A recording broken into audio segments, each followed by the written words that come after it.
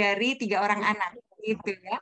3 orang anak yang pertama alhamdulillah sudah lulus, baru aja kemarin lulus dari universitas gitu ya, S1. Kemudian yang kedua lagi kuliah di Jogja gitu ya, lagi KKN sekarang, dan yang ketiga itu baru kelas 11, jadi kelas 2 SMA. Nah, ini jadi ini sebagian juga diambil dari yang memang pengalaman pribadi juga gitu ya, bagaimana strugglingnya kita, strugglingnya saya sih khususnya gitu ya, menghadapi anak-anak dengan berbagai macam karakter, apalagi mereka udah mulai dari mulai pra-remaja, remaja, dan kemudian sekarang jadi dewasa gitu. Nah, saya juga akan sharing nanti beberapa pengalaman juga. Nah, ini kita lewatin aja. Nah, mungkin teman-teman yang ada di sini saya mau tanya dulu nih, teman-teman ya. Sore hari ini, ceritanya di sore hari ini, Anda punya level of energy berapa? Gitu ya. Mungkin dari pagi nih, seharian sudah beraktivitas. Nah, mungkin sekarang kalau dari skala 1 sampai 10, berapa sih level of energy Anda di sore hari ini? Wah, silahkan ya, boleh ditulis nih di kolom chat supaya saya nggak ngomong sendirian, jadi ada interaksi juga sama teman-teman semua. Wah, wah, wah, wah, 8, 7, 8, 6. Oh, ada yang 5, 6, 7. Oke, good. Wah, yang 8 sampai sore masih 8. Semangat. Gitu ya. Oke, terima kasih. Wah, thank you ya teman-teman semua. Ya, wajar lah ya kalau udah sore-sore udah agak sedikit-sedikit lowbat gitu misalnya ya. Tapi insya Allah dengan hadir di sini mungkin kita jadi bisa saling mengisi ya, saling mengisi dan saling berbagi energi juga nih dengan semuanya. Oke, terima kasih teman-teman yang sudah share level of energinya. Kayaknya paling rendah 4, nggak ada yang lebih rendah dari itu. Good, masih bisa ya sampai malam nanti kita isi energi lagi. Atau mungkin ada yang juga lagi saum gitu, lagi puasa ya. Jadi ya udah level of energinya mungkin juga udah eh, lebih low lagi. Nggak apa-apa ya. Ini kita jadikan sebagai forum untuk sekalian ngecharge juga. Nah, saya akan mulai dengan ini ya. Mungkin kita agak beragam di sini ya, Mbak Feni ya. Ada Mbak dan Mas yang anaknya masih kecil mungkin, baby ada pasti ya, ada mungkin beberapa orang. Kemudian kita tahu lah ya, kalau tugas-tugas orang tua dengan anak-anak yang masih di bawah 2 tahun, masih bayi, mungkin udah banyak nih kita bahas. Buku-bukunya juga sudah banyak ada di mana-mana. Tapi kemudian anaknya bertambah besar. Ada yang anaknya mungkin mulai usia TK gitu ya, mulai mulai eh, mulai masuk SD seperti itu. Beda lagi berarti perannya ya. Kemudian mungkin juga ada di antara kita udah mulai besar nih, udah mulai sekolahnya serius gitu ya, udah mulai ditinggal di sekolah, nggak ditemenin lagi, beda lagi. Kadang-kadang kita yang belum tega ngelepasnya ya, anaknya wah udah santai-santai aja. Kemudian ada lagi yang mungkin anaknya mulai pra-remaja, mulai dengan masalah-masalah yang dihadapi oleh anak pra-remaja ya. Dan ada lagi nih kayak saya nih ya, anaknya udah lulus. Ya, udah mulai kuliah, udah lulus bahkan gitu ya, mahasiswa atau sudah mulai bekerja. Pertanyaannya adalah habis itu apakah tugas kita selesai sebagai orang tua? Ya, banyak orang kemudian berpikir, oke, udah mulai lega. Iya, mungkin di satu sisi soal sekolah kita udah mulai lega, tapi jangan khawatir, hal-hal lain kemudian muncul ya setelah setelah anak-anak itu mulai beranjak dewasa. Bilang seperti itu. Jadi, ini yang juga saya amati memang fenomenanya, buku-buku tentang parenting itu nggak banyak yang membahas, jadi mulai makin besar anaknya, bukunya makin sedikit. Padahal problemnya nggak kalah-kalah rumitnya ketika anak-anak sudah mulai besar. Remaja aja kita bilang nggak sebanyak parenting untuk usia anak-anak, untuk usia balita itu banyak sekali. Apalagi ketika anak sudah besar, seakan-akan tugas sebagai orang tua selesai, nggak perlu belajar lagi, gitu ya. Padahal kita bilang menjadi orang tua itu adalah komitmen seumur hidup. Jadi sekali tanda tangan kontrak nih, oke saya siap jadi orang tua, itu berarti seumur hidup kita punya kontrak sebagai orang tua. Ya, dan we never stop being a parent. Jadi akan terus seperti itu ya sampai usia kita habis. Anaknya udah menikah, ya tetap aja perannya berbeda, tapi tetap kita juga sebagai orang tua. Itu ya, teman-teman semua. Nah, tantangan menjadi orang tua masa kini itu pun tambah rumit lagi. Kalau saya tanya gitu ke ibu saya misalnya atau dialog dengan ayah ibu saya yang sekarang alhamdulillah ya usianya sudah 83 tahun gitu ya. Beliau bilang kayaknya dulu nggak serumit itu deh gitu ya. Didik anak-anak tuh nggak serumit itu. Lebih mudah gitu ya. Kemudian nggak terlalu khawatir juga. Kalau sekarang kan dari sisi keselamatan aja kita khawatir ngelepas anak-anak. Ya, dari sisi pendidikan misalnya, aduh pendidikan mahal sekali. Kalau dulu tuh relatif menurut beliau itu lebih santai, gitu ya.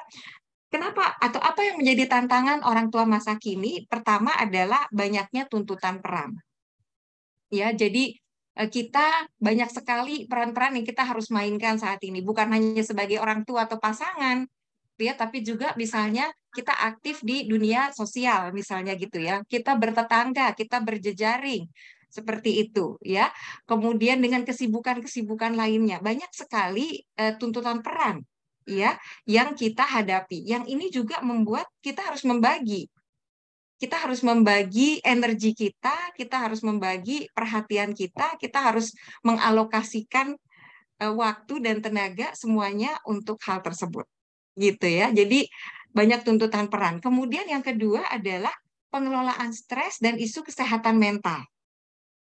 Gitu ya. Jadi ini juga PR tersendiri. Makin banyak orang sadar dengan isu kesehatan mental. Iya, di satu sisi bagus gitu ya, kita happy nih, apalagi yang backgroundnya psikologi pasti happy nih dengan wah orang sekarang makin aware. Tetapi masalahnya juga makin kompleks. Seperti itu ya. Jadi ini menjadi isu atau tantangan tersendiri bagi orang tua masa kini. Kemudian yang ketiga adalah memastikan keamanan anak dan bagaimana mereka mendapatkan pendidikan yang berkualitas. Itu juga tantangan buat kita. Ya, bagaimana sih kita banyak sekarang orang tua merasa was-was. Ya, melepas anak tuh kayaknya apalagi berita-berita kriminal misalnya di sekitar kita itu membuat kita aduh kayaknya khawatir. Banyak yang merasa khawatir terkait dengan hal tersebut. Nah, kadang-kadang hal ini itu juga membuat kita jadinya banyak orang tua yang sulit sekali berkata tidak untuk anaknya. Ya, jadi kayaknya ya udahlah nggak apa-apa daripada nanti berpengaruh terhadap kejiwaan misalnya seperti itu ya dan itu juga akhirnya punya dampak yang panjang. Overload informasi yang sangat berlebihan saat ini yang kalau kita nggak bisa menyaring itu luar biasa membebani pikiran kita. Kadang-kadang dalam satu waktu kita dihadapkan pada berbagai macam informasi, nggak cuma yang positif, yang negatif juga banyak itu, yang membuat kita kayaknya belum selesai mencerna satu informasi, kita udah dihadapkan pada informasi lain. Belum selesai memproses. Nah, ini juga bukan cuma orang tua, anak-anaknya juga seperti itu. Jadi sangat wajar ya kalau anak-anak itu juga seperti punya beban yang berlebih karena dia belum selesai. Ini ada kejadian apa ya? Belum selesai memproses satu informasi, tiba-tiba dia sudah dihadapkan lagi pada informasi-informasi berikutnya. Kemudian banyaknya perubahan dan ketidakpastian. Jadi berubah terus, bahkan nanti tahun depan gimana ya sistem seleksi sekolah misalnya. Kita nggak tahu juga ya, udah kita lihat aja nanti. Kita terlalu banyak perubahan dan ketidakpastian. Dan semuanya ini akhirnya juga berdampak pada pengelolaan budget dan anggaran rumah tangga. Kadang-kadang suka bikin stres juga ya, akhirnya bikin pusing karena gimana caranya dapat pendidikan yang berkualitas, memastikan keamanan anak, tapi juga bisa mengelola budget dan anggaran di rumah tangga. Itu yang banyak menjadi tantangan dari orang tua di masa sekarang. Dan ini sangat dipahami bahwa ini bukanlah sebuah tugas yang mudah jadinya. Makin lama, makin kompleks. Nah, karena itu selain kita jadi perlu terus mengembangkan diri, kita juga perlu punya support system untuk menghadapi semua ini kan ya nggak bisa sendirian gitu ya. Selain itu, orang tua juga perlu membangun hubungan yang lebih harmonis sebenarnya dengan anak. Ya, dan salah satu istilahnya solusi mungkin ya, alternatif solusi yang ditawarkan di sini adalah melalui bagaimana kita membangun percakapan bermakna dengan anak. Gitu ya. Jadi ini hanya salah satu, betul. Mungkin ada banyak cara di luar sana, tapi kali ini kita mau fokus di pembahasan kita pada bagaimana membangun hubungan harmonis dengan anak supaya kita siap menghadapi tantangan ke depan dan anak-anak juga lebih siap untuk menghadapi tantangan ke depan. Salah satunya adalah melalui percakapan bermakna. Nah, mungkin teman-teman juga bertanya, sebenarnya apa sih percakapan bermakna itu gitu ya? Nah, boleh nih sekarang kita coba ya. Coba deh, kalau Anda mendengar kata percakapan bermakna, apa kira-kira yang terlintas di benak teman-teman semua? Mungkin nggak usah definisi lengkap lah ya, tapi apa kira-kira satu kata atau dua kata yang terlintas di benak teman-teman ketika mendengar kata meaningful conversation atau percakapan bermakna? Yuk, boleh yuk kita tuliskan di sini. Ngobrol serius, oke. Memberi inspirasi, percakapan yang dalam dan insightful. Kualitas, jadi percakapan berkualitas. Heart to heart, ada insight. Deep talk, oke. Kata yang mudah diingat, ada inti percakapan dan mendapatkan insight dua arah. Oke, ini kayaknya agak dalam nih ya, Mbak Feni ya. Good gitu ya, terima kasih teman-teman. Tapi sebenarnya kalau kita lihat rujukannya, itu seperti ini. Ya, pertama, kualitasnya adalah satu, lebih percakapan itu, bentar ya.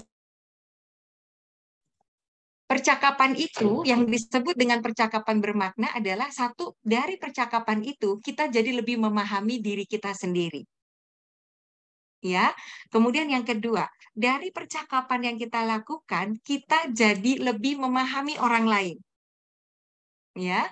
Kemudian dari percakapan itu kita jadi lebih memahami dunia. Dunia itu maksudnya ya lingkungan, kondisi sekitar kita, gitu ya.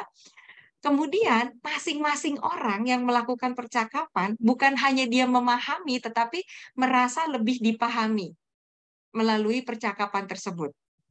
Dan ujungnya adalah koneksi menjadi lebih terbangun. Ya, jadi bahkan di dalam pemahaman ini insightful dan apa itu yang lainnya itu menjadi berikutnya. Percakapan itu bisa saja sebuah percakapan ringan. Tetapi dari percakapan ringan, dari percakapan santai itu kita jadi lebih bisa memahami diri sendiri, kita jadi lebih bisa memahami orang lain, kita jadi lebih bisa memahami situasi, kondisi di sekitar kita jadi lebih merasa dipahami, dan ujungnya koneksi kita akan menjadi lebih terbangun. Itu dalam hal ini yang disebut sebagai percakapan bermakna. Jadi kalau kita lebih paham diri sendiri, paham orang lain, tapi kemudian jadi berantem, gitu ya, setelah itu jadi ngotot-ngototan, jadi berdebat, wah berarti bukan percakapan bermakna juga. Wah, saya jadi ngerti deh, kamu tuh ternyata orangnya egois kan, berarti dia lebih memahami tuh orang lain gitu ya. Berarti dalam situasi ini kamu tuh begini, tapi ujungnya adalah koneksi tidak terbangun. Berarti ini tidak termasuk dalam kategori percakapan bermakna juga. Gitu ya, teman-teman ya. Jadi saya akan pakai definisi yang ini yang mudah gitu ya, mudah dipahami, tapi mungkin melaksanakannya mah nggak mudah ya. Memahaminya, oh iya seperti ini, tapi melaksanakannya butuh usaha. Iya, betul sekali. Nah, dalam waktu yang singkat ini, teman-teman, saya ingin menyampaikan prinsipnya dulu nih. Prinsip untuk membangun percakapan bermakna dengan anak. Ada 3 prinsip yang perlu kita pahami sebagai orang tua. Ya, yang pertama adalah dahulukan welas asih, kesampingkan ego. Buat orang tua ini nggak mudah. Karena kan saya orang tua. Buat saya juga sulit. Orang tua, psikolog, coach, trainer gitu ya. Susah banget kadang-kadang saya tuh mengesampingkan ego. Kalau saya sedang berbicara, kadang-kadang muncul bahwa saya kan tahu yang terbaik untuk kamu tuh apa, gitu. Saya tahu yang terbaik untuk anak saya tuh apa, gitu ya. Kemudian pinginnya adalah menasehati pastinya. Udahlah jangan seperti itu, kayak gini aja. Sehingga kadang-kadang kita menjadi rela untuk nggak apa-apa sedikit gitu ya, kita berdebat deh, pokoknya saya tuh harus diakui pendapat saya itu jadi benar karena saya adalah orang tua. Padahal kadang-kadang itu membuat situasinya bukan malah jadi membaik, boro-boro membangun percakapan bermakna. Karena setelah itu koneksinya itu malah jadi renggang. Banyak kasus Bapak Ibu, teman-teman semuanya, di mana anak itu kemudian jadinya menjauh. Kenapa? Karena takut jadi anak durhaka kalau ngobrol sama orang tuanya. Daripada saya jadi anak durhaka, kalau ngobrol kita selalu berdebat, gitu ya. Orang tua juga berpikir, kenapa sih kok sekarang ini jadi berdebat, mendingan saya nggak usah ngomong aja deh. Karena pasti ribut kalau berantem, kalau ngobrol gitu pasti berantem. Akhirnya dua-duanya merasa ya udahlah daripada berantem kita nggak usah komunikasi, kita tahan diri aja. Jadi banyak klien-klien yang datang itu saya menahan diri untuk nggak ngomong sama anak saya. Kenapa? Karena nanti pasti ribut. Anaknya juga gitu. Saya menahan diri untuk nggak komentar bahkan nggak ngomong pada orang tua saya. Kenapa? Daripada saya jadi anak durhaka. Kemudian yang terjadi adalah masing-masing akhirnya kan punya ego kan untuk diakui bahwa pendapatnya lebih benar untuk minta didengar. Nah, akhirnya betul sekali tidak terjadi perdebatan, tapi sekaligus tidak terjadi percakapan gitu.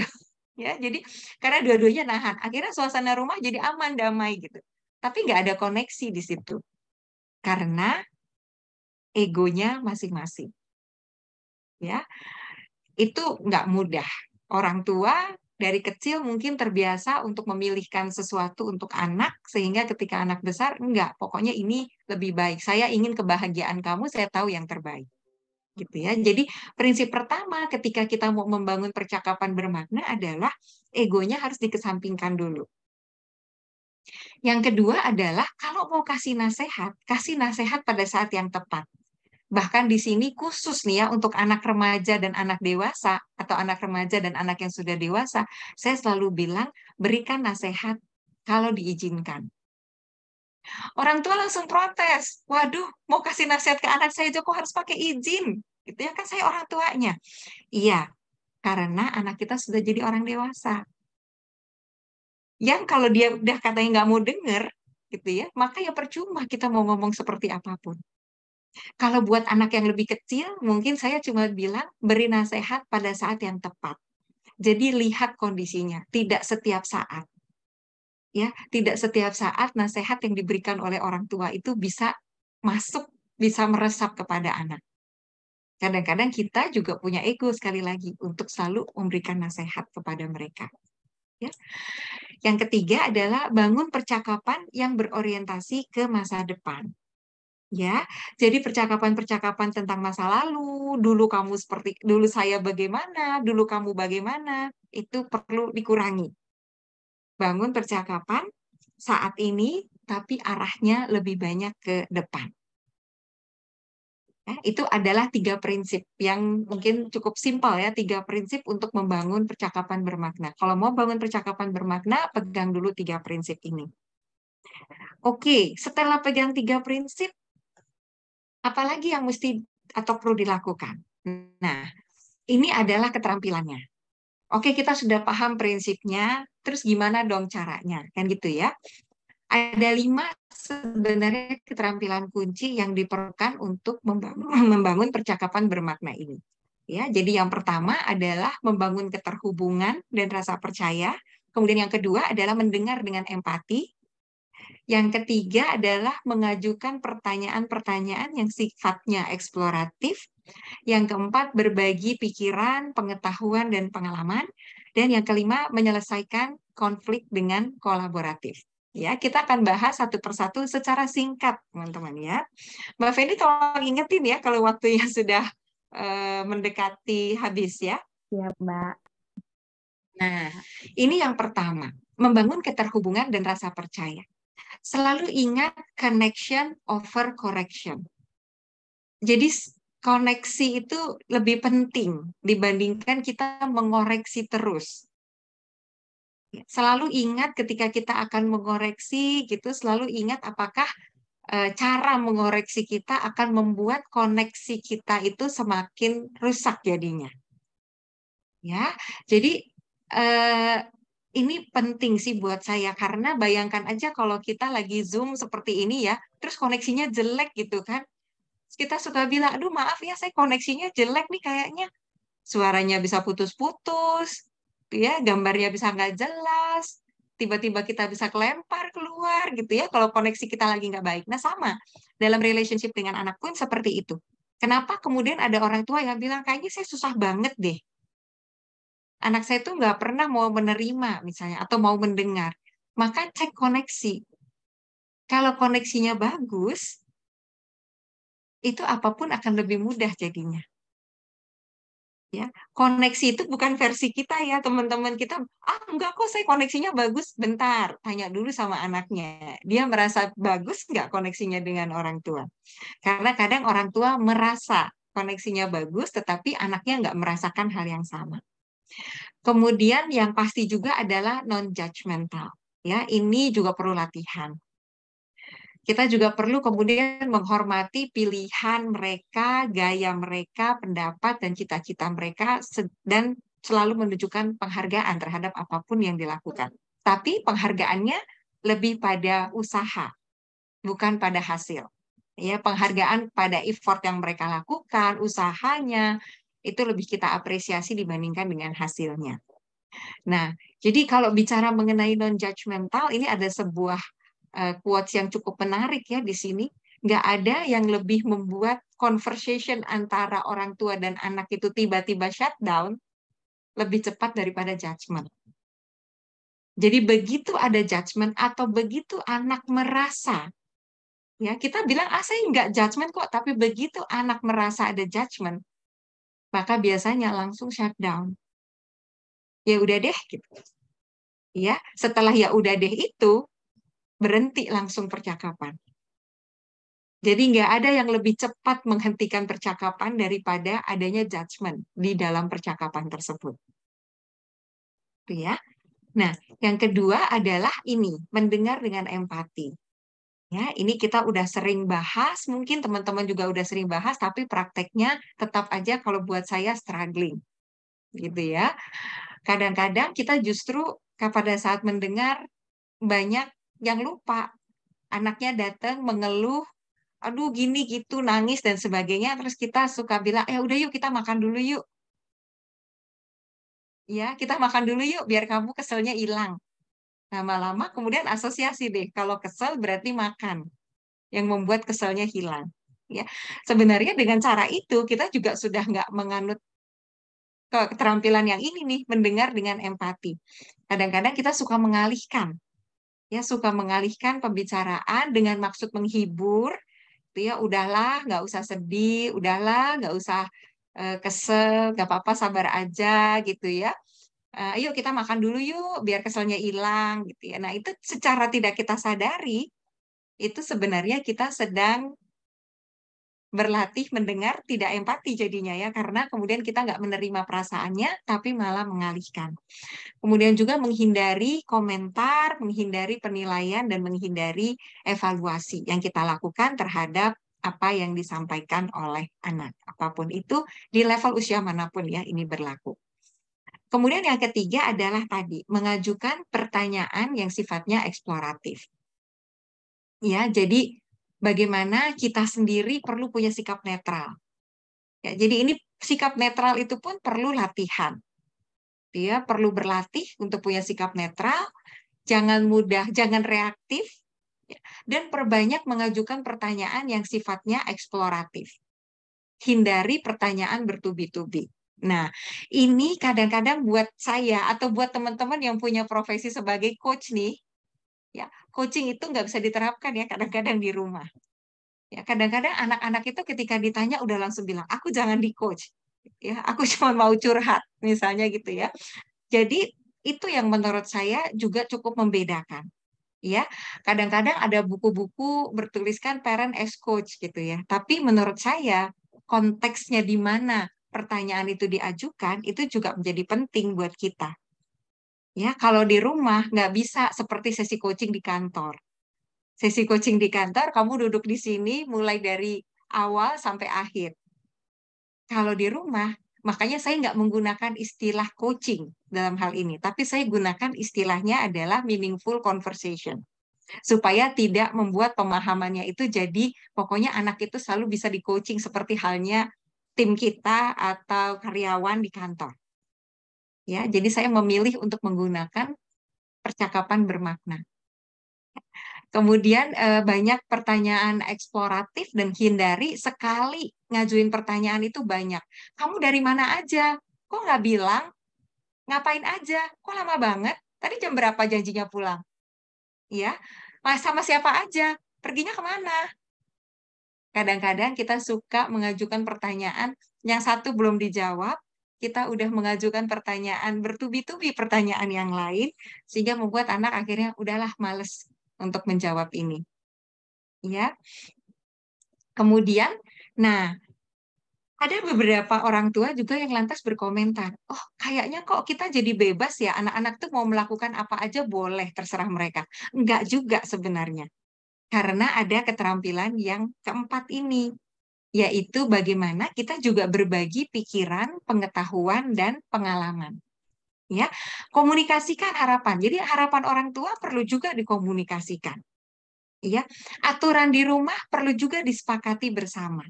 Bukan berarti kalau membangun percakapan yang meaningful, nggak ada aturan kemudian di rumah bebas melakukan apapun. Nggak juga. Selalu tetap ada aturan yang kita sepakati bersama. Ya, dan ketika kita berbagi pikiran, pengetahuan itu juga kita menjadi role model dalam hal keterbukaan jadinya. Ngajarin anak juga bukan hanya dia yang harus didengar, tapi dia juga belajar untuk mendengarkan dan belajar juga untuk memahami orang lain. Ya, tapi dalam hal berbagi pengalaman khususnya, tolong bisa lebih selektif. Ya, karena ada hal-hal yang tidak boleh dibagikan sebenarnya kepada anak. Nah, ini juga penting ya. Ada hal-hal bukan berarti semuanya bisa dibagikan, ada hal-hal yang nggak boleh dibagikan. Apa misalnya?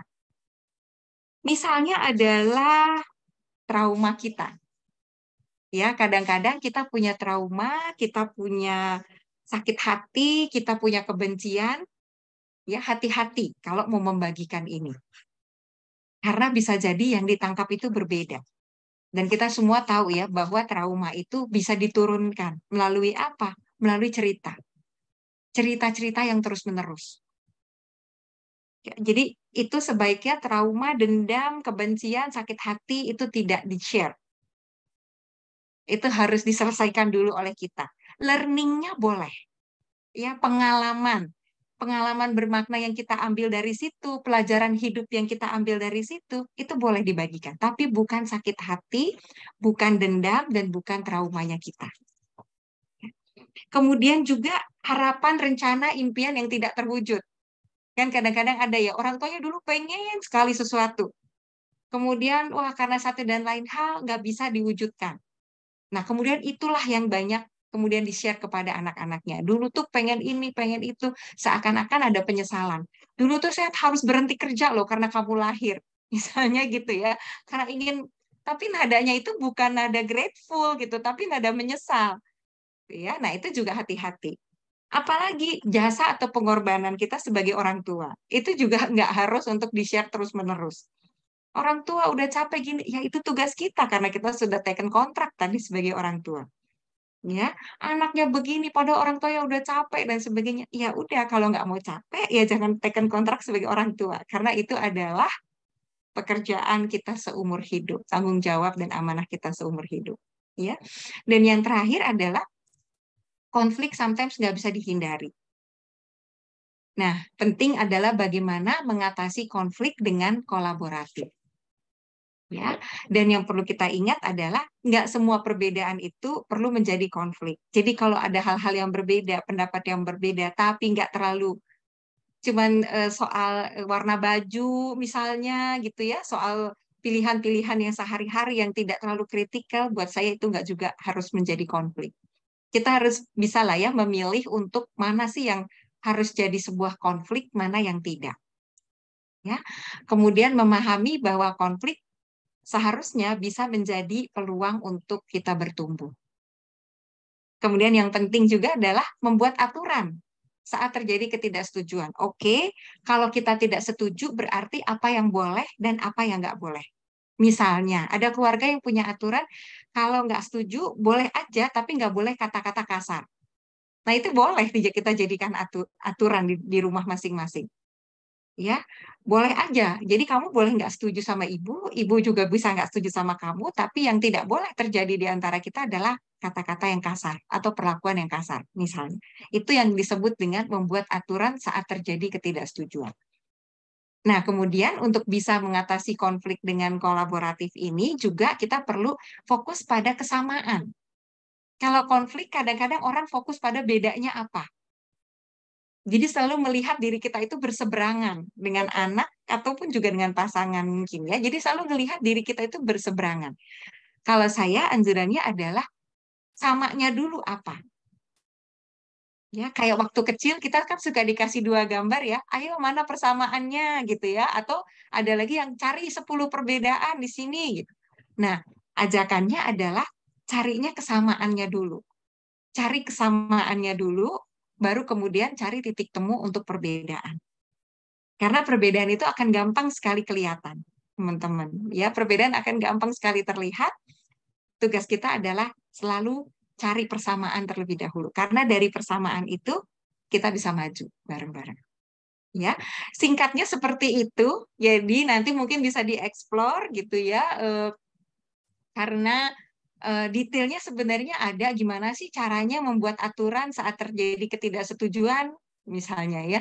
Gimana sih caranya untuk fokus pada kesamaan seperti itu tentu ada detailnya, tapi untuk saat ini mungkin karena waktu kita terbatas jadi kita eh, lihat pokok-pokoknya aja dulu. Seperti itu. Nah, saya akan menayangkan di sini sebuah video teman-teman semuanya biar kita belajar bareng-bareng ya melalui video ini.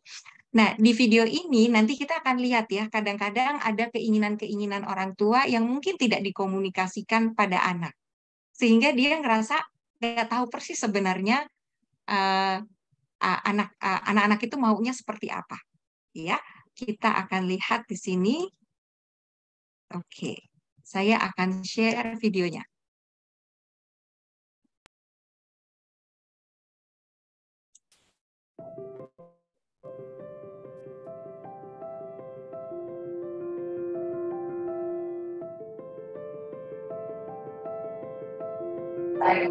I work in Post Malaysia. I'm in the advertising line. I do voiceovers. I'm currently a partner in HR outsourcing firm.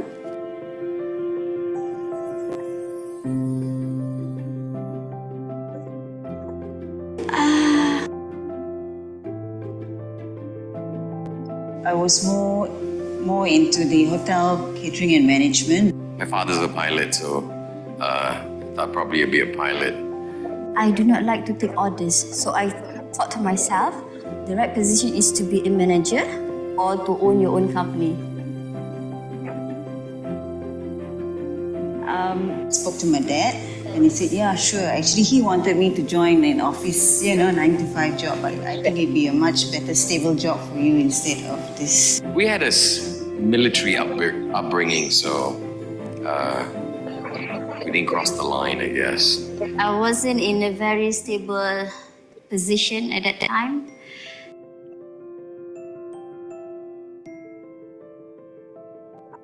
I want him to do programming, computer programming. Being a parent, you kind of think, okay, you want your kids to go into something which everyone needs. I've got a tax consultant. Well, I need a tax consultant. She's in Mandarin school, so I would imagine that she would want to take translator in Mandarin language or a newscaster in Mandarin language.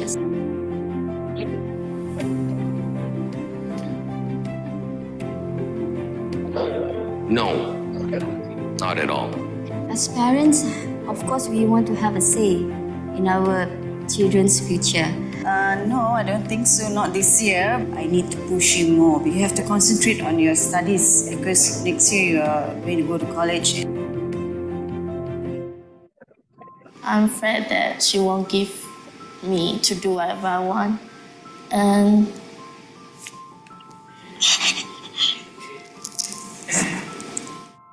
Mom, I know you really want me to do computer science and making applications, but I'm sorry to say, but it's just not my calling. she wants me to be a translator, actually, because I can speak 3 languages.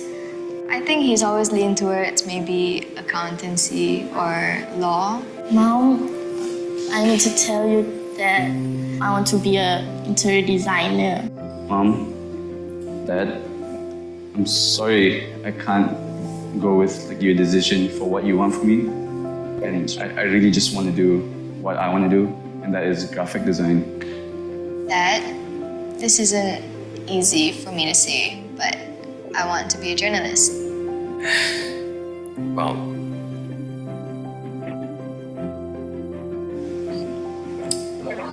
admire her courage, to actually be truthful about what she wants to do. So I'll have to respect that. Even though if I may have my way, I want her to be something else. But it's entirely her future, and I believe she's on the right path. All right. That's what you want to do. Yeah.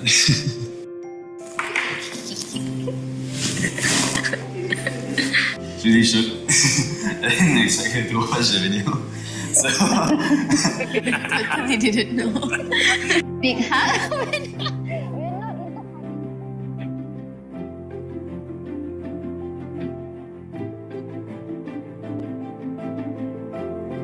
I'd like her to study something that'll make her rich. No, I want her to study what she wants to do.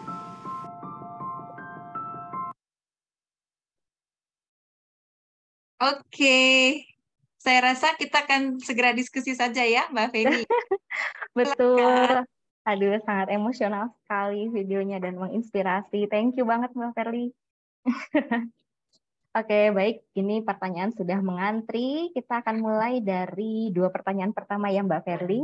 Ini dari Pak Andrian dan Pak Afga. Ini pertanyaannya berada dalam satu topik gitu. Jadi saya gabungkan.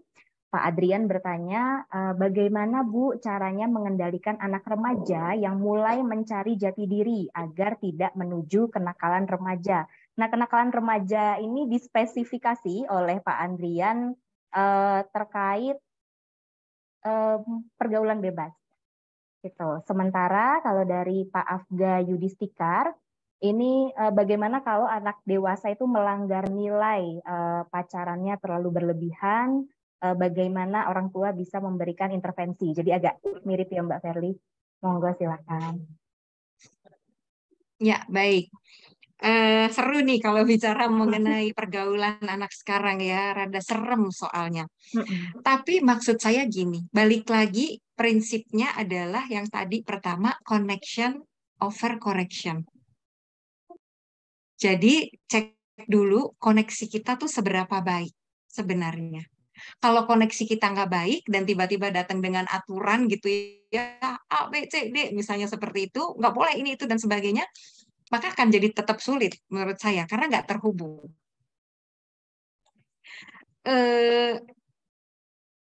Kalau terhubung, anak mungkin akan lebih mau bercerita. Itu yang pertama. Mau bercerita terlebih dahulu. Ya, bercerita tentang mungkin pacarnya gitu ya, atau orang yang ditaksir seperti itu ya, remaja kan baru-baru di awal. Yang penting kan kita sebenarnya harus bersyukur ya ketika anak kita mulai tertarik dengan lawan jenis, ya dong. Itu dulu ya, jangan cemas dulu ya kalau anak tertarik dengan lawan jenis, kan kita bersyukur. Kalau tertarik dengan sesama jenis mungkin kita malah lebih bingung kan jadinya ya. Jadi bersyukur, berarti dia ada di tahap perkembangan yang sesuai. Kan tahap perkembangannya ketika remaja adalah mulai tertarik dengan lawan jenis. Dan ketika dia sesuai dengan tahapan perkembangan tersebut, Maka kita pertama kali adalah oke, bersyukur. Ya. Kemudian yang kedua adalah apa yang menjadi menarik buat dia. Siapa yang mungkin dia mulai tertarik dengan seseorang, itu siapa? Gitu ya. Kalau bisa yang ngobrol. Bukan berarti semuanya boleh. Enggak ya. Jadi tolong jangan pahami bahwa berarti semuanya boleh dong. Enggak. Aturan itu harus ditetapkan. Tetapi melibatkan anak untuk membuat aturan.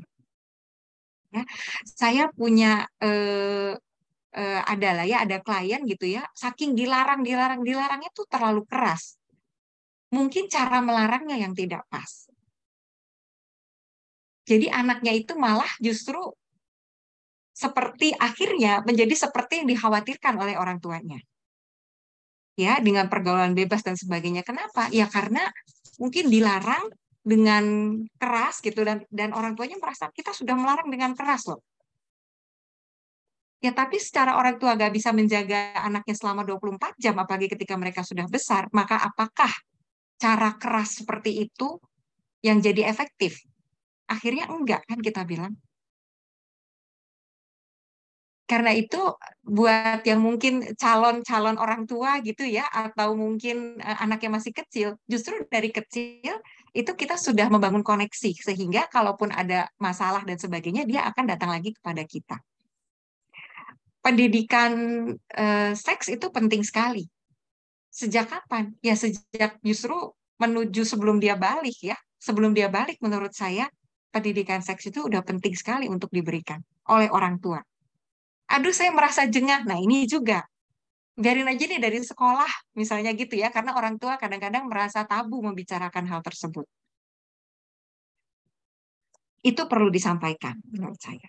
Ketika misalnya anak mulai tertarik dengan lawan jenis, ya ditanya siapa. Jangan enggak dulu nih kata pertama. Ya, tanya dulu siapa, misalnya kenapa kamu tertarik, apa yang menjadi kekhawatiran orang tua, itu perlu disampaikan. Ya, saya khawatir misalnya. Mama khawatir, Bunda khawatir, apa yang menjadi kekhawatiran. Ya, itu perlu disampaikan. Tapi balik lagi, kalau misalnya kamu merasa apa, ngobrol sama kita. Kalau kamu merasa kamu udah naksir banget nih ya, jadi kamu tuh susah sekali menahan diri, kamu ngomong. Nanti kita mencari jalan keluarnya. Sama aja gitu. Saya juga punya anak, misalnya lagi heboh kan kalau anak SMA problemnya adalah belajar ngerokok, kan gitu ya. Biasanya tuh gitu tuh, anak SMA, laki-laki, mulailah problemnya ketemu rokok lah, ketemu bon rokok lah, atau apa. Jadi ya ngobrol. Ya, ngobrol kemudian bertanya ya apa yang menjadi ketertarikan dia saat ini, apa yang menjadi kekhawatirannya, dan jangan bosan atau jangan cepet capek. Di bawah ada nih, saya sembari ngelihat ya Mbak Feni, anak remaja yang acuh dan enggan diajak bicara. Ya emang remaja tuh kayak gitu. Apalagi laki-laki, coba siapa yang punya anak laki. Kalau ditanya kan jawabannya cuma satu kata. Iya, enggak, baik. Ya, anak saya yang kecil itu kan boarding school ya. Kita boleh telepon itu satu minggu sekali kita bisa telepon.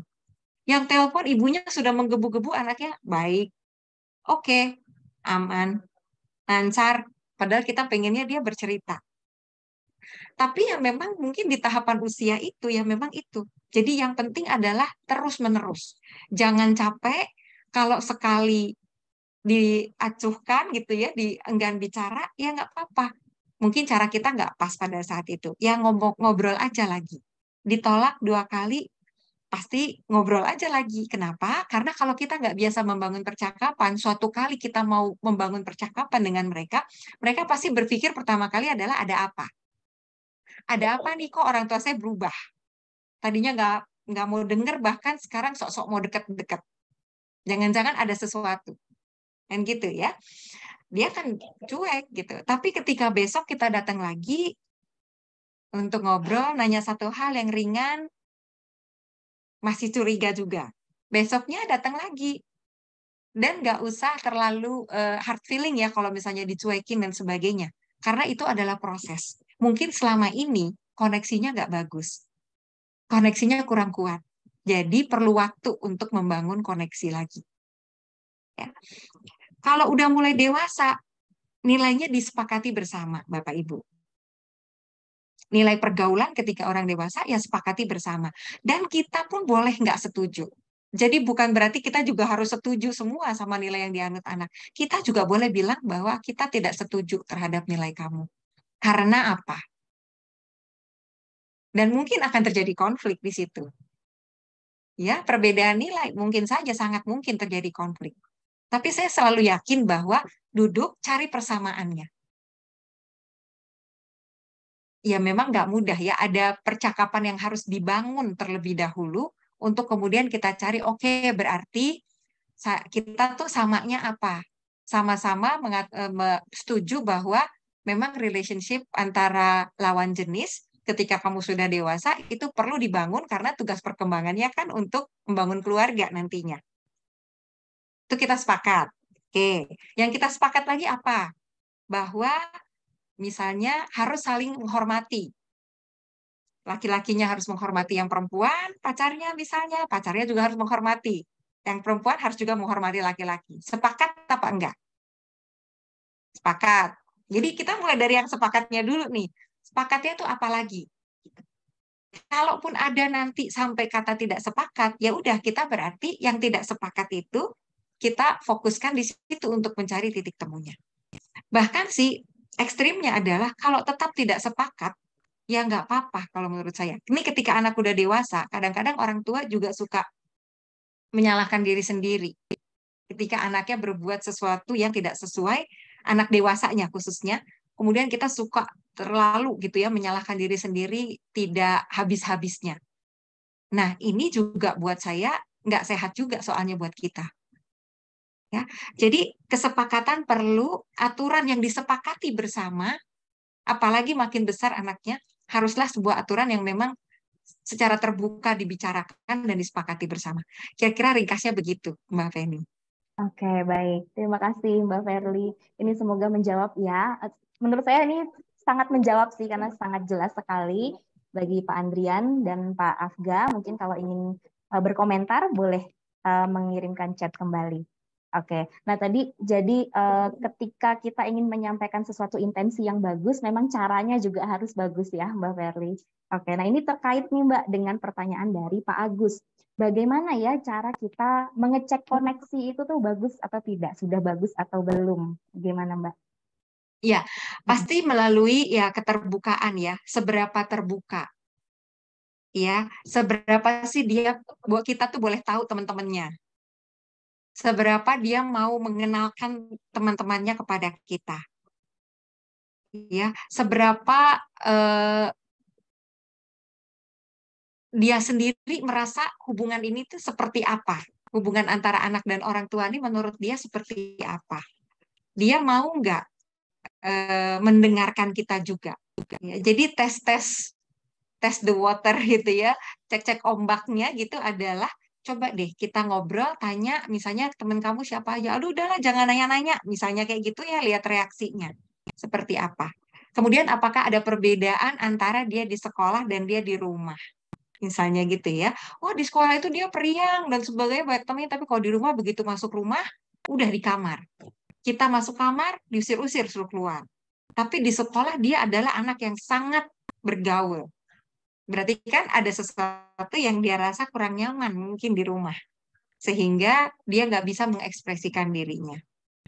Termasuk iya, apakah kita tahu semua aktivitasnya gitu? Apakah dia mau diskusi? Sebenarnya dilihat dari keterbukaan itu sih untuk ngecek. Tes aja sekali-sekali bertanya. Makin dia open untuk cerita atau makin dia bisa mengungkapkan perasaannya, aku lagi kesel, lagi marah, lagi sedih dan sebagainya. Kalau dia lagi seneng, makin dia terbuka, biasanya itu berrelasi dengan koneksi yang semakin kuat. Oke, terima kasih Mbak. Baik, sudah cukup menjawab ya Pak Agus. Baik, keterbukaan adalah kunci. Baik, ini saya menggabungkan lagi, izin menggabungkan pertanyaan dari Mbak Pramudita dan Mas Danik. Nah, ini karena terkait dengan luka inner child. Nah, jadi sekiranya ada anak yang sedari kecil sudah diatur, diberikan intervensi di setiap langkah, lalu terbawa hingga dewasa, bagaimana memperbaikinya? Jadi kalau sudah terlanjur terluka dan berjarak, bagaimana caranya? Ini sama dengan Mas Danik juga senada pertanyaannya. Silakan Mbak Verlita. Iya. Nah, jadi yang pertama ini biasanya berarti inner child itu kan kita yang menyadari yang udah dewasa ya, ada inner child yang terluka. Pertama adalah satu menyadari dulu. Ini inner child-nya karena apa? Dan menerima. Karena selalu dibandingkan, karena rejection, karena itu beda ya. Ada yang karena selalu dibandingkan, karena penolakan, misalnya gitu ya, karena tuntutan-tuntutan yang terlalu tinggi, nggak diberikan kesempatan untuk mengekspresikan diri, inner child yang mana? Gitu, yang ada di diri kita saat ini. Ya. Kemudian yang sekarang kita juga perlu adalah ketika kita sudah menyadari inner child itu, bagaimana kita membayar hutang pengasuhan. Kan ada ya, kita suka dengar tuh kata-kata itu. Itu artinya kita menjadi orang tua buat diri kita sendiri. Ya, menutup luka atau hal-hal yang tidak terpenuhi yang menyebabkan inner child itu terjadi. Itu ada tekniknya tersendiri. Jadi bagaimana kita menjadi orang tua kembali buat diri kita sendiri karena luka masa kecil atau inner child itu yang tidak yang ada sampai sekarang, yang kita bawa sampai sekarang. Nah, itu ada stepnya lagi ya. Kayaknya kita nggak cukup waktu ya untuk berbicara di sini. Tapi ada stepnya. Menerima udah pasti, menyadari inner child yang mana. Itu pasti kita dengan konseling gitu ya, kita akan bisa tahu tuh episode mana di dalam hidup kita yang betul-betul sampai saat ini tuh melekat. Yang sedih tentu saja, yang nggak menyenangkan. Nah, bisa jadi tipe inner child-nya ada di situ. Menerima itu, menyadari, dan kemudian bagaimana menjadi orang tua bagi diri kita sendiri untuk menyembuhkan luka masa kecil kita. Kira-kira begitu, Mbak Feni. Iya, terima kasih Mbak Verly. Jadi kita harus menyembuhkan diri kita dulu, baru akhirnya bisa membangun kembali komunikasi yang efektif itu. Iya. Jadi ini kayak perlu sesi khusus sih Mbak Verly. Mungkin nanti kita ada sharing session lagi, Bapak Ibu harus ikut ya. Oke, selanjutnya pertanyaan dari Mbak Harida Ulfa. Mbak, bagaimana menanamkan boundaries informasi pada anak? Karena kadang anak itu merasa aku sudah gede, aku sudah cukup tahu semuanya, sementara kan tidak semua informasi bisa atau cocok diterima untuk usia tersebut. Begitu. Silakan. Oke, ini berarti usianya kira-kira berapa ya? Karena kalau dia emang udah dewasa kan berarti yang kita butuhkan tuh sebenarnya adalah mengajarkan mereka menyaring. Karena kita nggak bisa membendung. Gitu ya. Informasinya itu kita nggak bisa bendung, apalagi sejak pandemi di mana semua anak dulunya, kalau saya misalnya anak SD nggak saya kasih gadget, ya sekarang mau nggak mau kan harus dikasih gadget karena teknologi memang menuntutnya seperti itu. Tapi yang penting kita mengajarkan cara memilah dan memilih info. Kalau buat saya, karena udah nggak bisa lagi dibatasin. Memilah dan memilih info itu gimana? Ketika ada satu informasi, apa yang perlu dilakukan? Mana yang perlu diserap, mana yang tidak. Keterampilan itu rasanya yang jadi diperlukan saat ini. Ini sejalan sih menurut saya dengan ada World Economic Forum gitu ya, critical thinking itu jadi hal yang sangat penting. Supaya orang nggak overload sama information yang sebenarnya nggak, bahkan hoax gitu ya, bukan informasi yang valid sebenarnya. Oke, baik. Jadi kita harus membiasakan anak juga untuk bisa memfilter sendiri gitu ya Mbak Verly. Yeah. Bagaimana kalau anak ini sebenarnya masih kecil tapi merasa sudah dewasa? Saya ada satu contoh, teman saya punya keponakan gitu Mbak Verly. Jadi anak ini masih kelas 4 SD gitu, tapi dia merasa dia udah gede. Jadi dia suka nonton tayangan di TikTok dan Instagram, kemudian dia mengikuti gaya berpakaian, gaya komunikasinya juga. Nah, ini gimana Mbak kalau yang masih kecil tapi dia merasa dia udah gede? Iya, jadi ini juga harus kita klarifikasi sebenarnya ya. Merasanya itu lebih kepada cara berpakaian, merasanya itu lebih kepada cara berpikir, gitu ya, merasanya itu lebih kepada apa, dan efeknya apa. Jadi saya juga nggak bisa bilang, oh berarti harus A, harus B, harus C. Enggak, kita mesti lihat dulu yang kita sebut sebagai merasa dewasa itu apa konkretnya. Apakah perilakunya benar-benar kayak perilaku orang dewasa, pergaulannya misalnya, apakah lebih pada tata bahasa yang baku yang dipakai seperti orang dewasa istilah-istilahnya, apakah cara berpakaian, ataukah apa, dan dampaknya. Yang penting sebenarnya juga adalah dampaknya. Dampaknya dia nggak mau lagi main sama anak seusia dia, misalnya gitu ya. Dia bermainnya sama anak-anak yang udah besar gitu ya, dan kita jadi khawatir terhadap hal tersebut. Karena nanti berbeda dampak, mungkin berbeda juga cara menanganinya. Dampaknya adalah dia nonton semua tontonan orang dewasa. Dampaknya adalah atau apa? Atau enggak sebenarnya tetap aja mainnya sama teman-temannya juga gitu. Cuman lebih kepada sosial media yang dilihat aja. Nah, itu berarti beda lagi kan cara kita mengatasinya gitu. Jadi memang kompleks hingga nggak bisa kadang-kadang case gitu ya atau kasus-kasus itu kalau saya ditanyakan terkait dengan kasus Mbak Feni, saya nggak bisa langsung jawab karena saya pasti akan gali dulu. Maksudnya apa, gimana, contohnya apa, karena pasti berbeda cara penanganannya. Baik, Mbak. Iya. Oke, terima kasih Mbak Verly. Betul sekali ya. Jadi setiap anak punya case-nya tersendiri, punya karakteristik dan personality sendiri juga. Ini berlaku juga ketika kita berkomunikasi ya Mbak. Jadi kita gali dulu sebenarnya apa sih yang Betul. dirasakan dan dialami anak. Jadi Oke. jangan suka shock dengan pertanyaan anak karena bisa jadi mungkin itu berbeda gitu maksudnya dengan yang kita pahami. Cerita sedikit nih Mbak Feni mungkin untuk di akhir Silakan. ini.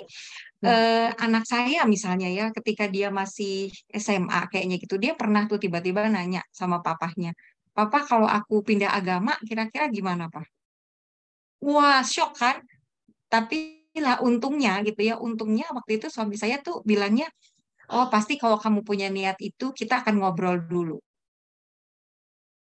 Sesederhana itu. Tapi dengan itu, dia jadi lebih trust kepada orang tuanya karena dia bilang, oh aku seneng jawabannya gitu, aku sih nggak kepikir pindah agama. Jadi ngetes. Kalau kitanya panik, kan pasti juga akan ada reaksi-reaksi lain. Tapi karena dia senang karena papa tuh bilangnya akan ngajak ngobrol aku dulu.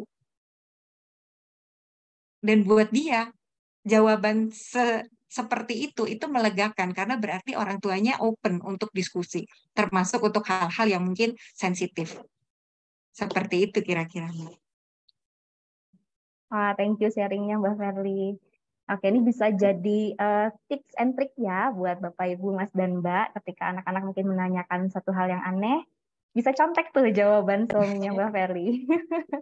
Oke, mungkin ini karena keterbatasan waktu, Iya. satu pertanyaan lagi ya Bapak, Ibu, Boleh. Mas, dan Mbak. Mungkin ini yang topiknya agak sedikit berbeda, ini dari Mas Nuri Lukman. Bagaimana cara membangun percakapan yang bermakna dengan anak berkebutuhan khusus yang memasuki usia remaja karena komunikasi dua arah yang durasinya lama itu sulit dilakukan. Silakan Mbak.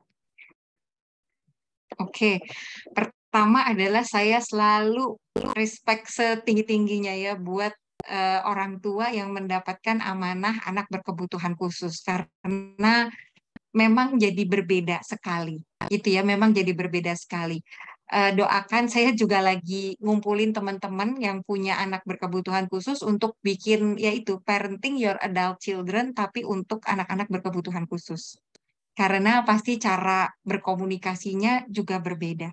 Tapi intinya adalah kalau connection, buat saya koneksi itu tetap bisa dirasakan oleh anak yang berkebutuhan khusus atau tidak. Koneksi dari orang tuanya itu akan tetap terasa menurut saya. Mungkin cara berkomunikasinya berbeda, tapi sekali lagi yang paling penting bagi kita ya, adalah membangun koneksi. Kita bukan orang tua yang sempurna itu pasti, tetapi koneksi itu walaupun kita nggak sempurna, koneksi itu pasti akan bisa kita bangun. Mohon maaf, mungkin Pak Nuri belum bisa saya jawab ya. Nanti ini soalnya panjang dan bahasanya khusus. Tergantung juga berkebutuhan khususnya apa. Kan gitu ya. Berkebutuhan khususnya apa? Kalau berkebutuhan khususnya misalnya tunanetra gitu ya, itu kan masih bisa kita berkomunikasi. Tapi kalau misalnya spektrum autis gitu atau yang lain, nah itu kalau kebutuhan khususnya di soal komunikasi mungkin itu akan berbeda lagi. Tapi intinya membangun koneksi, anak itu akan tetap bisa merasakan koneksi dari orang tua, bagaimana orang tua membangun koneksi dalam keadaan seperti apapun. Begitu, Mbak Feni. Baik, terima kasih Mbak Verly. Kita tunggu ini gerakan Mbak Verly selanjutnya nih, mungkin akan menulis buku lagi yang terkait dengan itu ya. Amin. Ya. Dan Mas Nuri Lukmani juga tadi menyatakan bahwa sudah baca nih bukunya Mbak Verly yang Adult Communication with Adult Children tadi. Oke. Baik, Bapak Ibu mohon maaf sekali ini masih ada sederet pertanyaan, tapi karena waktu saya harap pertanyaan-pertanyaan ini sudah bisa diakomodir dengan jawaban-jawaban dari Mbak Verly tadi. Ya, dengan demikian sesi tanya jawab kita sudah berakhir. Bapak Ibu terima kasih sekali atas pertanyaan-pertanyaannya, antusiasmenya dalam mengikuti pembahasan yang menarik hari ini. Tapi jangan buru-buru pulang dulu, kita masih punya door prize. Kok pulang? Maksudnya keluar dari Zoom ya? Udah di rumah ini mah. Oke, baik. Saya minta tolong kepada Mbak Dija untuk memunculkan link evaluasi. Ya, jadi Bapak Ibu, Mas dan Mbak semua, penting bagi kami untuk selalu meningkatkan kegiatan yang akan kami berikan kepada Bapak Ibu dan Mas Mbak semua. Jadi mohon berkenan untuk mengisi link evaluasi pada terkait acara sore hari ini. Baik, Mbak Verlita terima kasih banyak. Pemaparannya sangat komprehensif, sangat menarik. Kayaknya belum pengen berakhir, atau mungkin Bapak Ibu mau sampai jam 7 juga mau kayaknya nih Mbak. Oke, baik Bapak Ibu dipersilakan ya sambil mengisi. Saya akan bertanya kepada Mbak Dija dan juga Mbak Ratih, siapakah 3 peserta terpilih yang akan memperoleh door prize? Nah, door prize ini secara khusus diberikan dari Mbak Verlita untuk para peserta yang hadir sore hari ini. Oke. Bapak Ibu mungkin boleh dan Mas Mbak semua boleh memberikan reaksi love untuk memastikan ini masih pada ada di sini kan ya, nggak habis pembahasan nggak langsung pergi kan ya. Jadi boleh berikan reaksi love. Terima kasih. Oke. Baik, udah ready ya Mbak Dija? Oke, kita akan lihat siapa sih 3 peserta terpilih yang mendapatkan buku. Ini saya punya nih bukunya. Karya Mbak Verlita Sari, Parenting Your Adult Children.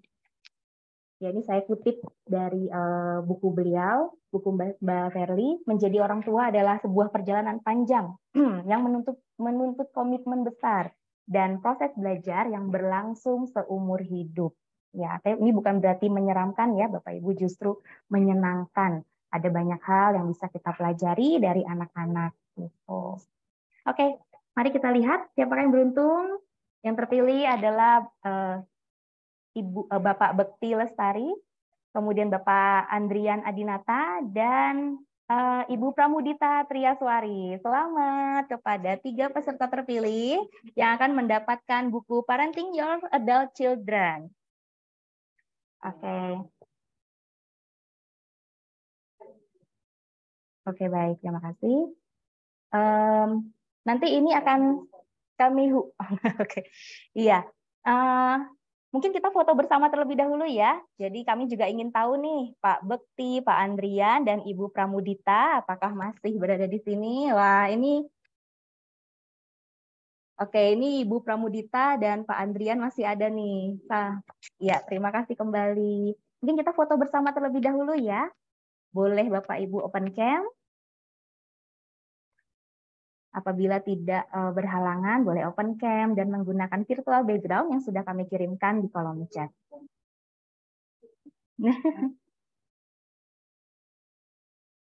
Oke, baik. Apakah saya akan dibantu nih oleh Mbak Dija untuk mengambil foto kita bersama?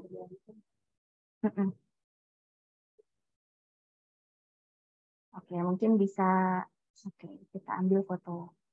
Bapak Ibu boleh berpose dulu, mungkin boleh bener-benerin dulu jilbabnya.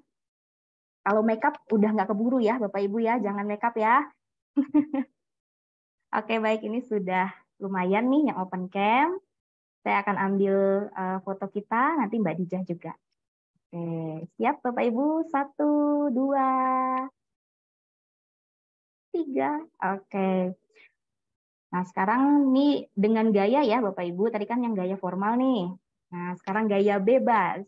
Boleh jempol, boleh yang lagi kekinian nih Bapak Ibu, sarangnya. Oke, saya ambil fotonya ya Bapak Ibu, bersiap. 1, 2,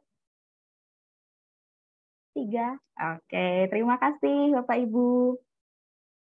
Nah, terus gimana dong buat Bapak Ibu lain yang tidak mendapatkan door prize? Oh, jangan kecewa dulu karena Mbak Verlita juga memberikan special prize untuk kita yang hadir pada sore hari ini.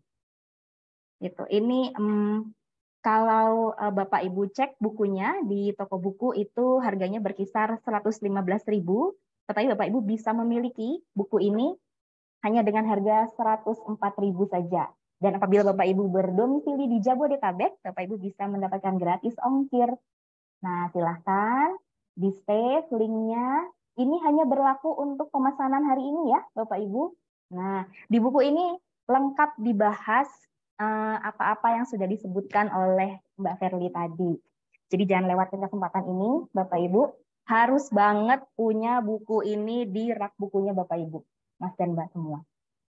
Karena apa yang kita dengarkan hari ini bisa aja terlewat, bisa aja terlupakan gitu. Jadi Bapak Ibu, Mas dan Mbak perlu buku ini untuk mengingatkan kembali, untuk mereview kembali apa-apa sih yang Bapak Ibu dan Mas Mbak perlukan. Di sini juga nanti ada kontaknya Mbak Verlita, jadi Bapak Ibu, Mas dan Mbak bisa tetap terkoneksi dengan Mbak Verlita, bisa hubungin di sini, ada emailnya beliau dan juga Instagramnya beliau. Baik.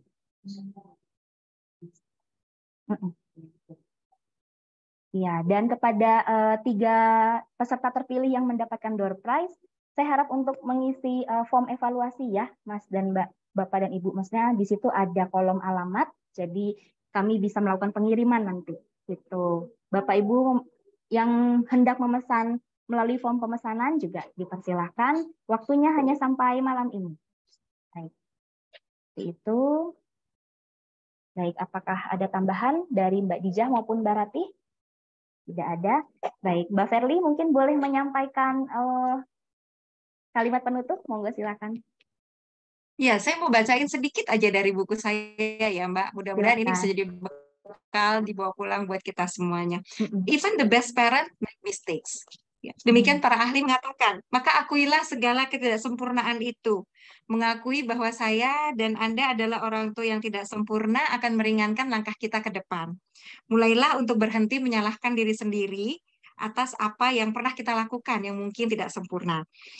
Apa yang saat itu Anda lakukan mungkin saja memang terbaik pada saat itu. Memang itu pilihan yang terbaik yang bisa kita lakukan. Hanya karena kita pernah melakukan kesalahan dalam mendidik, tidak lantas berarti kita menjadi orang tua yang gagal. Memaafkan diri sendiri atas ketidaksempurnaan yang terjadi di masa lalu adalah hal yang penting. Maafkanlah dan berwelas asihlah pada diri kita sendiri. Itu mungkin juga satu hal yang perlu kita latih secara terus-menerus. Tidak pernah ada kata terlambat untuk memulai. Hal-hal yang kini menjadi kesadaran dan pengetahuan perlu kita wujudkan dalam perilaku nyata. Apakah akan membawa hasil? Nggak ada yang tahu. Tapi setidaknya upaya terbaik sudah kita lakukan, dan Tuhan yang Maha Baik tidak akan pernah mengingkari janjinya. Demikian, Mbak Feni. Amin. Terima kasih, Mbak Verly. Itu sangat menginspirasi sekali. Ini boleh kasih reaksi love, Bapak Ibu, Mas dan Mbak semua? Oke. Baik, dengan demikian acara kita pada sore hari ini sudah selesai. Bapak Ibu, sehat selalu. Selamat melanjutkan perjalanan menjadi orang tua. Iya. Sampai berjumpa kembali di acara sharing session LPTUI selanjutnya. Baik, selamat sore, selamat beristirahat, atau mungkin sedang melanjutkan, yang sedang di perjalanan, hati-hati. Iya, baik, banyak ucapan terima kasih. Iya, Terima kasih sama-sama Mbak Ferli. Bapak Ibu. Iya. Terima kasih Mbak Ferli dan tim. Terima kasih semuanya. Terima kasih Bapak Ibu, Kak Mas dan Ferli, Mbak terima semua. kasih. Dan terima kasih. Sudah stay sampai akhir Sudah. acara. Terima kasih peserta semuanya.